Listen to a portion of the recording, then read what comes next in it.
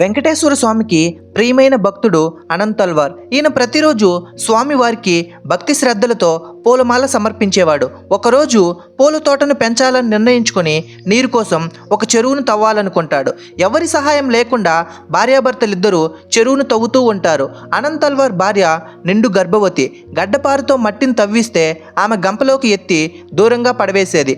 అది చూసిన వెంకటేశ్వర స్వామి వాళ్ళకి సహాయం చేయాలనుకొని 12 సంవత్సరాల బాలుని రూపంలో అక్కడికి వస్తాడు. నేను మీకు సహాయం చేస్తా అని చెప్పడంతో దానికి అనంతల్వార్ ఒప్పుకోడు. అయితే భార్య మాత్రం భర్తకు తెలియకుండా మట్టి తట్టను తీసుకువెళ్ళి ఆ బాలుడికి ఇస్తుంది. తన భార్య మట్టి పారబోసి తొందరగా రావడం గమనించిన అనంతల్వార్ ఆమెను ప్రశ్నించగా ఆ బాలుడు నాకు సహాయం చేస్తున్నాడని చెప్పిద్ది. ఎంతో కోపం వచ్చిన అనంతల్వార్ తన చేతిలోని గడ్డపారను బాలుడు మీదకు విసరడంతో అది ఆ బాలుడు గడ్డానికి తగులుతుంది.